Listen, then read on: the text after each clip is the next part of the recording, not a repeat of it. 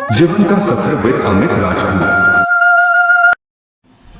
दोस्तों, श्री कृष्ण का साम्राज्य पूरे ब्रह्मांड में है, परंतु आज हम कृष्णा के उस अदृश्य साम्राज्य के दर्शन कराने वाले हैं जो धरती के ऊपर नहीं, समुद्र की गहराइयों में बसा हुआ है। जहाँ कभी श्री कृष्ण ने सत्ता की शुरुआत की थी, जहाँ का कण कण श्री कृष्ण की लीलाओं का साक्षी था, आज वहाँ सिर्फ समुद्र की लहरों का शोर सुनाई देता है। गोमती नदी और अरब सागर के संगम से बसा विश्वास और इतिहास को जोड़ता यह नगर आज भी श्रद्धालुओं के लिए देवभूमि है। भारत के पश्चिमी तट पर लगभग 6500 स्क्वायर किलोमीटर पर फैले गुजरात में सौराष्ट्र जिले की तरफ जब आगे बढ़ते हैं तो दूर से ही आसमान को चीरकर सनातन धर्म का डंका बजाता यह ध्वजा यह संदेश दिखाई देती है, यहाँ से साक्षात मोक्ष का पवित्र धाम शुरू होता है। यहाँ से ही हिंदू धर्म का पवित्र धाम शुरू होता है और यहीं से शुरू होता है द्वारका का साम्राज्य, जिसका कुछ हिस्सा समुद्र की गहराइयों में कहीं गुम सा हो गया है। आज हम आपको श्री कृष्ण के द्वारका शहर की खोज के बारे में बताने वाले हैं, जो अद्भुत, अकल्पनीय, अविश्वसनीय है, जिसे स्वयं श्री कृष्ण ने बसाया था और जहाँ पर वो अपनी प्रजा के साथ रहते थे, जहाँ उनका राजपाट था। लेकिन ऐसा क्या हुआ था कि पूरा साम्राज्य समुद्र की अनंत गहराइयों में समा गया था? तो चलिए जानते हैं इसके पीछे के रहस्य को। महाभारत के 23वें और 24वें श्लोक के अनुसार जिस दिन कृष्ण 125 साल के बाद आध्यात्मिक दुनिया में जाने के लिए पृथ्वी छोड़ गए थे, उसी दिन शहर अरब सागर में डूब गया था और यही वो समय था जब कलयुग की शुरुआत हुई थी। समुद्र की देवता ने फिर से एक बार भूमि को वापस ले लिया था, द्वारका के खोए हुए शहर को डुबो दिया, लेकिन भगवान कृष्ण के महल को बचा लिया। ये भी कहा जाता है कि खोई हुई द्वारिका नगरी को एक उड़ने वाली मशीन जहाज द्वारा हमला किया गया था। ये लड़ाई एलियन सिद्धांतकारों के रुचि बढ़ाती है, क्योंकि ऐसा लगता है कि ये लड़ाई तकनीक और शक्तिशाली हथियारों के साथ लड़ी गई। स्पेसशिप ने ऊर्जा हथियार का इस्तेमाल करके शहर पर हमला किया, जो देखने वालों को बिजली गिरने जैसा लगा और ये इतना विनाशकारी था कि हमले के बाद शहर का अधिकांश हिस्सा खंडहर हो गया। दोस्तों, द्वारका का आज तक एक रहस्य बना हुआ है, लेकिन आज इसके अवशेष पानी के नीचे खोजे जा रहे हैं। आइए जानते हैं कि इसको लेकर हमारे आर्कियोलॉजिस्ट क्या कहते हैं। Discovery of the submerged kingdom. दोस्तों, महाभारत के अनुसार प्राचीन द्वारका समुद्र में डूब गई थी, जिसकी वजह से आज ये एक महत्वपूर्ण पुरातत्वीय स्थल बन गया है। द्वारका के समुद्री अवशेषों पर सबसे पहली नजर भारतीय सेना के पायलटों की पड़ी थी। उस दौरान समुद्र के ऊपर से उड़ान भर रहे थे। इसके बाद ही 1970 में जामनगर के गेजेट में इसका उल्लेख किया गया। इससे पहले लोगों का कहना था कि द्वारका नगरी एक काल्पनिक नगर है और काल्पनिक कहानियों का कोई इतिहास नहीं होता। लेकिन इस शहर का पहला इतिहास रिकॉर्ड 6वीं शताब्दी में भावनगर के सामंत के बलिदानों का प्लेट में पाया गया। ये शिलालेख द्वारका के पश्चिमी तट की राजधानी में, और इसमें सबसे महत्वपूर्ण है कि इसमें कहा गया है कि श्री कृष्ण यहाँ रहते थे। इसके बाद से ही लोगों को भरोसा होने लगा इस पर। CSIR मतलब कि council of scientific and industrial research के पूर्व प्रमुख और वैज्ञानिक डॉक्टर राजीव निगम महाभारत को कोट करते हैं।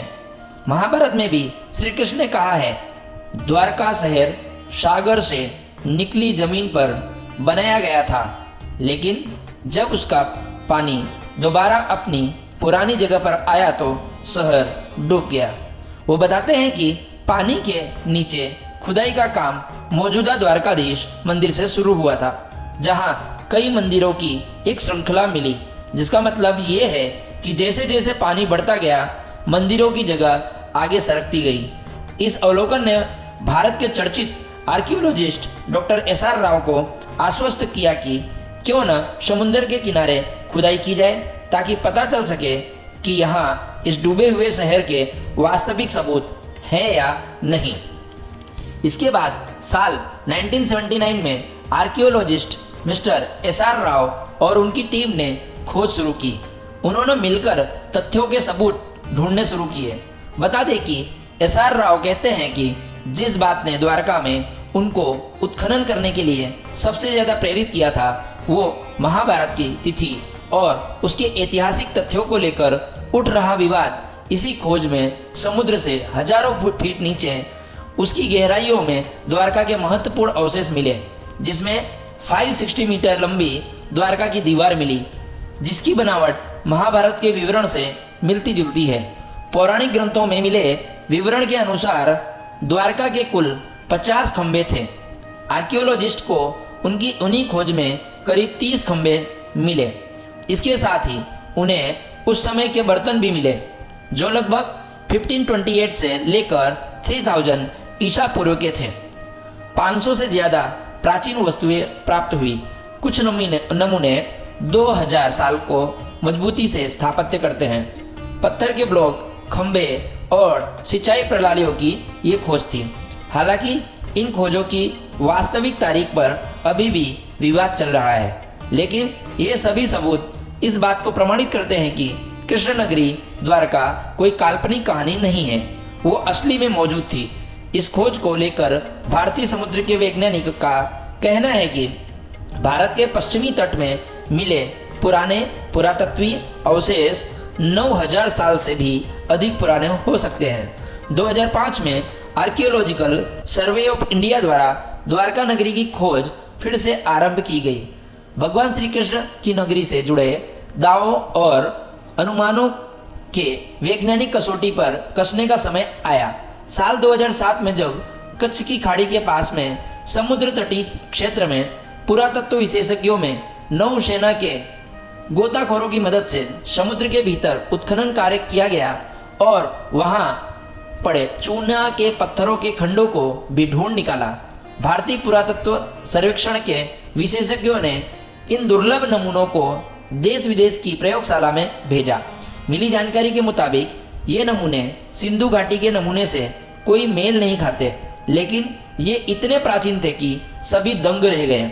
नौसेना के गोताखोरों ने जब 40,000 वर्ग मीटर के दायरे में जब उत्खनन किया और वहां पड़े भवनों के नमूनों को एकत्र किया, जिन्हें आरंभिक तौर में चूना पत्थर बताया गया। पुरातत्व विशेषज्ञों ने बताया कि ये खंड बहुत ही पुराने, विशाल और समृद्धशाली नगर और मंदिर के अवशेष हैं। भारतीय पुरातत्व सर्वेक्षण के विशेषज्ञ AK सिन्हा के अनुसार द्वारका में समुद्र के भीतर ही नहीं बल्कि जमीन पर भी खुदाई की गई थी और 10 मीटर उत्खनन में कई सिक्के और कलाकृति भी प्राप्त हुई। डॉक्टर आलोक त्रिपाठी कहते हैं, साल 2007 में विस्तृत खुदाई की गई। मैं इस प्रोजेक्ट का निर्देशक था। यहाँ हमें 10 मीटर की एक जगह में खंडहर मिले जिन्हें समंदर ने तबाह कर दिया था।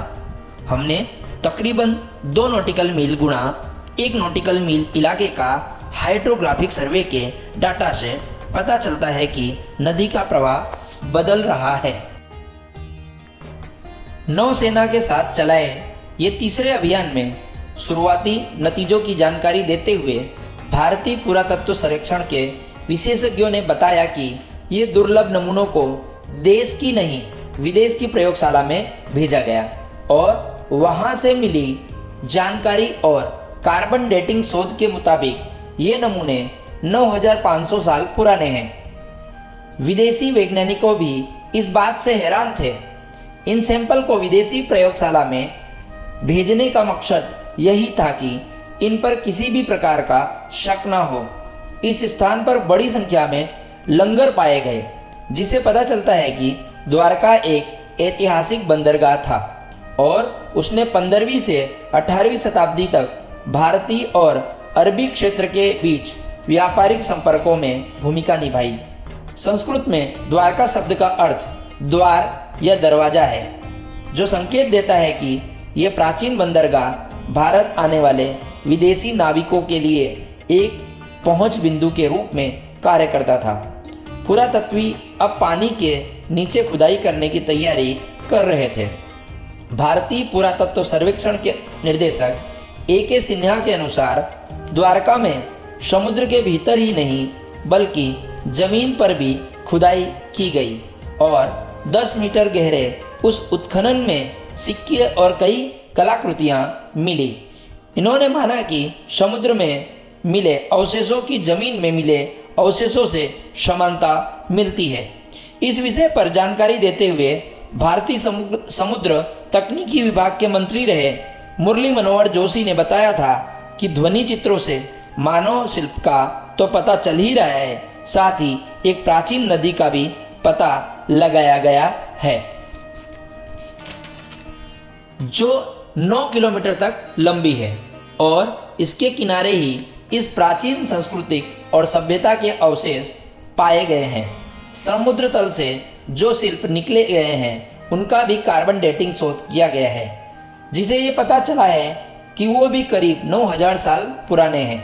ये शिल्प लकड़ियों के हैं और इनमें दरार पड़ने के चिन्ह हैं। मुरली मनोहर जोशी ने कहा है कि उनके मंत्रालय ने ये शोध अध्ययन करने के लिए एक दल बनाया गया था, जिसका काम इस खोज को आगे बढ़ाना और ये पता लगाना था कि इस इलाकों के प्राचीन स्थान से क्या संबंध है।